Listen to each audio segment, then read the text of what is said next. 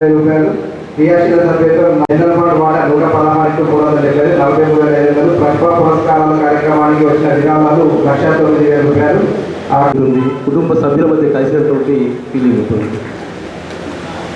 ఏ కార్యక్రమం గత సంవత్సరం నుంచి చూస్తున్నా ఇక్కడ ఏ పిలుపు వచ్చినా ఫస్ట్ 2,450 105,2,50,850 రూపాయలు క్రియాశీల సభ్యులతో 4,99,200 రూపాయలు జనరల్ ఫండ్ రాష్ట్ర వాటా 17,000 క్యాలెండర్ ఆవిష్కరణ ఖర్చు 17,300 ప్రింట్ మీడియా ఖర్చులు దాదాపు 50,000 పిఆర్టీ ఆవిర్భావం 5,000 క్యాలెండర్ కాంప్లిమెంటరీ డైరీల ఖర్చు 10,000 కార్యదర్శి వేదిక 13,000 జిల్లా కౌన్సిల్ సమావేశ ఖర్చు ఈరోజు ఖర్చు 1,00,000 రూపాయలు 10,000 సుదీర్ఘ ప్రధాన కార్యదర్శి నివేదిక ప్రవేశపెట్టిన అమర్నాథ్ రెడ్డి గారికి ధన్యవాదాలు.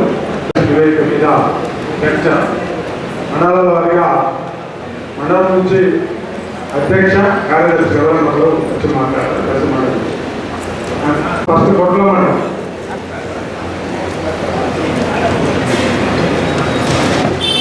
ఇద్దరండి అధ్యక్ష కార్యదర్శులు.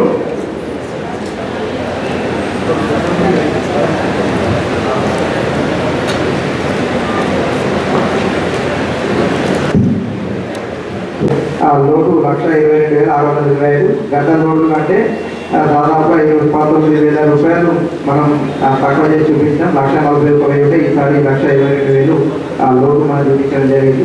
ఇక్కడ మండల అధ్యక్ష ప్రధాన కార్యదర్శి యొక్క వివరాలు 20 మండలాల అధ్యక్ష ప్రధాన కార్యదర్శి యొక్క వివరాలు జరిగింది. మరి కృతజ్ఞతలు ముగింపు జిల్లా శాఖ ద్వారా ప్రాతినిధ్యం చేయబడిన ఉపాధ్యాయ సమస్యలను సత్వరమే పరిష్కరిస్తున్న రాష్ట్ర సంఘ అధ్యక్షుడు శ్రీ పుల్గం దామోరెడ్డి గారు, రాష్ట్ర ప్రధాన కార్యదర్శి శ్రీ సుగరి విషయ్ గౌడ్ గారు, గౌరవ నల్గొండ ఉపాధ్యాయ ఎమ్మెల్సీ శ్రీ పింగళి దీపారెడ్డి గారు, ఎమ్మెల్సీగా పోటీ చేసిన అభ్యర్థి శ్రీ మంగ మహేందర్ రెడ్డి గారు, గౌరవ మాజీ ఎమ్మెల్సీ శ్రీ బట్టాపురం మోహన్ రెడ్డి గారు, మాజీ రాష్ట్ర సంఘ అధ్యక్షుడు శ్రీ గుడు లక్ష్మణ్ గారు, పంచాయతీరాజ్ ఉపాధ్యాయ మాసపత్రిక సంపాదకులు శ్రీ జగన్మోహన్ గుప్తా గారు, పిఆర్టీయూటీఎస్ రాష్ట్ర audit committee chairman Shri Somireddy Srinivasareddy గారికి కృతజ్ఞతలు. నిరసన సమాజం నాలుగు వచ్చాను, క్యారెండర్ ఆవిష్కరణ వచ్చాను, 4 కార్యక్రమాలు వచ్చాను. అదేవిధంగా మరి గత ఏవైతే ఎలక్షన్ కూడా చాలా తిరగడం జరిగింది. ఇక్కడ ఏ కార్యక్రమం జరిగినా చాలా అద్భుతంగా క్రమశిక్షణతో ఇటు ఆంధ్రాలో కానీ ఇటు అమరావతి కానీ చక్కగా బ్రహ్మాండంగా చేయడం జరిగింది.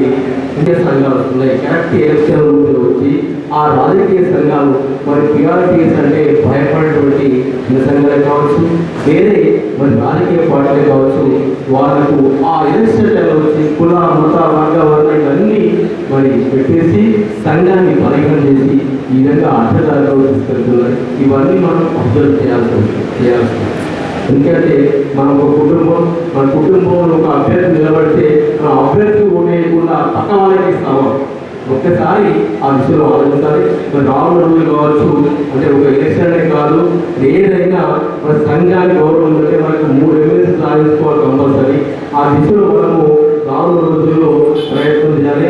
మనకి ఇక్కడ సంఘం కోసం ఆర్గనైజేషన్ గతంలో శ్రీపాలన ఒకటే స్ట్రాంగ్గా ఉండి చాలా ఫైట్ చేయండి. వాతావరణ తర్వాత శ్రీపాలన తర్వాత వచ్చేసి శ్రీపాలన దారులు నడుస్తున్నటువంటి వ్యక్తులు దామన్న విషమన్న వీళ్ళు కూడా ఫైటర్స్, పోరాట యోధులు, కింది నుంచి వచ్చిన వారు, మామూలు కార్యకర్త నుంచి వచ్చి మరి 24 అవర్స్ కూడా అందుబాటులో ఉంటూ ప్రతి కార్యకర్తకు ఏ సమస్య వచ్చినా వాళ్ళకి మరి ఫోన్ చేయగానే ఫోన్ చెప్పి మరి చెప్పడం, వారికి ఎప్పుడు కూడా ధైర్యం కల్పించడం, ఒక కుటుంబ పెద్దలాగా చాలా బ్రహ్మాండంగా పనిచేస్తున్నారు.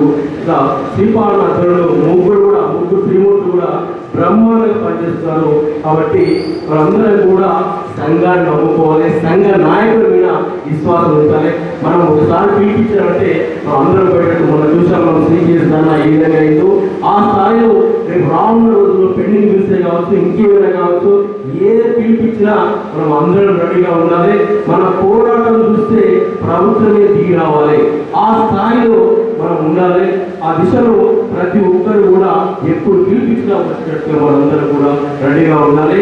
ఇది మనలో అయితే ఈ సిపిఎస్ ఏ విధంగా అయితే మన ఉపాధ్యాయ లోకంలో ధైర్యాన్ని ఇచ్చిందో రావున్న వాటికి అందరం కూడా రెడీగా ఉందాం. మనం సంఘాన్ని గౌరవిద్దాం, సంఘంని నమ్ముకుందాం. ఆ దిశలో సంఘం అయితే పనిచేస్తారు, ఇక్కడ జిల్లా శాఖ ఏ విధంగా పనిచేస్తారు, రాష్ట్ర శాఖలో అన్నవాళ్ళు అదే విధంగా పనిచేస్తారు. ప్రతి ఒక్కరు నేను కూడా 24 hours అందుబాటులో ఉండి ఎవరికి ఏ సమస్య వచ్చినా కాల్ చేసినా తప్పకుండా వాళ్ళ రెస్పాన్స్ అయ్యి నా ఊరు నేను పనిచేయడానికి సిద్ధంగా ఉన్నాను. నేను గతంలో 25 సంవత్సరాలు వ్యతిరేకించిన జిల్లా ఏదైనా ఉంది 33 జిల్లాలో అంటే అది జగిత్యాల జిల్లా. మేము వ్యతిరేకించడం చేయలేము అన్నాం. అప్పుడు దామోదర్ రెడ్డి గారు ప్రధాన కార్యదర్శి ఉంది, ఖచ్చితంగా మీరు చేస్తారు. ఒక మీ జిల్లానే వ్యతిరేకిస్తున్న వాళ్ళు రాష్ట్రంగా 32 జిల్లాలు సపోర్ట్ చేస్తే ఒక మన జిల్లా వ్యతిరేకించింది.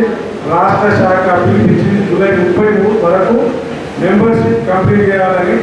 33 జిల్లాలో వారం రోజుల్లో జిల్లా అధ్యక్ష కార్యదర్శుల ప్రమేయం లేకుండా కేవలం మండల పార్టీలతోనే మెంబర్షిప్ పూర్తి చేసిన జిల్లా శాఖ ఏదైనా ఏంటంటే అది జగిత్యాల జిల్లా శాఖ. అప్పుడు అన్నారు దామోదర్ రెడ్డి గారు, నువ్వు ఇట్లాంటివి అందరికన్నా ముందు డబ్బులు గురించి ఉన్నాను. నాకు 25-30 ఏళ్ళ కింద అపాయింట్ అయిన మహాసంలో చాలా మంది ఉన్నారు, ఇక్కడ మంది సోదరులు ఉపాధ్యాయులు చాలా మంది ఉన్నారు. అప్పుడు ఇప్పుడు టెన్త్ పెడితే బయోసైన్స్ కానీ హామీ ఇవ్వడం జరిగింది. సిపిఎస్ కూడా త్వరలోనే రద్దవుతుందని ఆశాభావం వ్యక్తం చేస్తూ బీఆర్సీ విషయంలో ఈఎల్ విషయంలో ఇంకా చాలా మంది ఉపాధ్యాయులు మాట్లాడి తెలంగాణ రాష్ట్ర వ్యాప్తంగా గతంలో ఉమ్మడి ఆంధ్రప్రదేశ్లో కావచ్చు, తర్వాత తెలంగాణ రాష్ట్ర ప్రభుత్వం పిఆర్పీ అనేది విద్యా వ్యవస్థలో అధ్యాపకులకు ఒక ప్రధానమైన సంస్థ. ప్రతి ఉద్యోగులకు ఉపాధ్యాయులకు వివిధ ఆర్గనైజేషన్స్ ఉంటాయి, అసోసియేషన్స్ ఉంటాయి.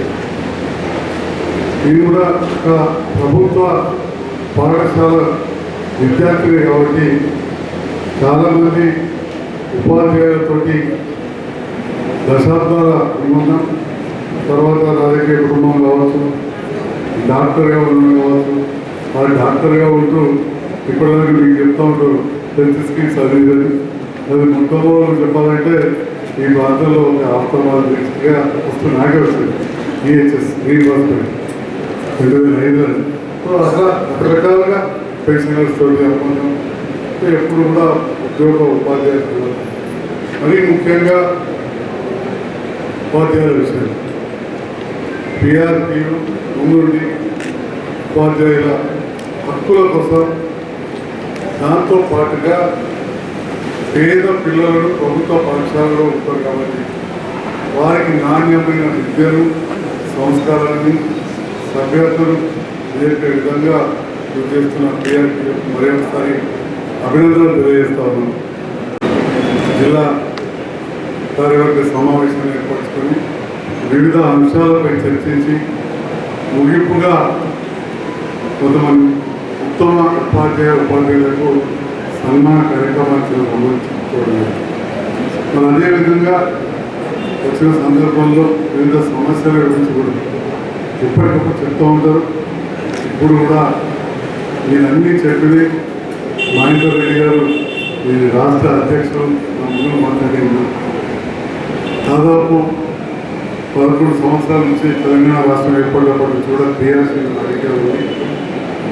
ఈసారి ఓడిపోయిన మహేందర్ రెడ్డి బాధపడాలి, నేను కూడా నిజాన్ని ఓడిపోయినాను, మళ్ళీ గెలిచిన ఈ కామన్ రాజకీయాలకు వెళ్ళిపోవటం. మరి ఓడిపోయినప్పుడు కూడా ఈనాడు కూడా సైలెంట్గా ఉండడం కూడా నిరంతర ప్రజా సమస్యల గురించి పట్టించుకొని 2018లో అత్యంత నిరాశతో ఇవ్వడం, మళ్ళీ కూడా అందరూ ఆదరించి విడవసాగి.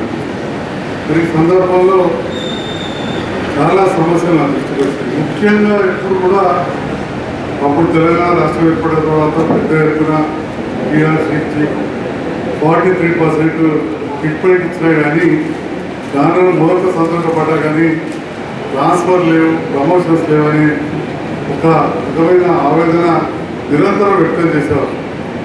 గౌరవ ముఖ్యమంత్రి రేవంత్ రెడ్డి గారు కొత్త ప్రభుత్వం ఏర్పడిన తర్వాత వారు తీసుకున్న సాహసోపేతమైన నిర్ణయం 25,000 మందికి ప్రమోషన్ ఇవ్వడం అనేది అభినందనీయం. మీ అందరి పక్షంలో వారికి ధన్యవాదాలు తెలియజేస్తాను.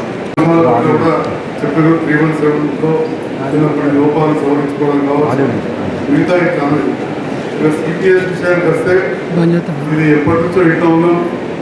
అప్పుడు ఎన్డీఏ ప్రభుత్వం తీర్మానం చేసుకుని యూపీఏ ప్రభుత్వం ఆచరణ తెచ్చడం వల్ల ఎన్డీఏ ప్రభుత్వం వచ్చింది. దేశవ్యాప్తంగా ఉన్నది, అందరూ మాట్లాడుతూనే ఉన్నారు. ఇది చాలా పెద్ద సమస్య. ఒక శాసనసభ్యునిగా బాధ్యతాయుతమైన పదవిలో ఉంది. తప్పకుండా నేను కూడా మీరు ఇవాళ ఏదైతే చర్చించారో నా వంతు నుండి ఖచ్చితంగా ముఖ్యమంత్రిగా దృష్టి తీసుకెళ్ళాలని తెలియజేస్తాను. అదేవిధంగా స్కూల్లో చాలా సమస్యలు ఉన్నాయి. అతి ముఖ్యమైన సమస్య మిగతా విద్యావంతులై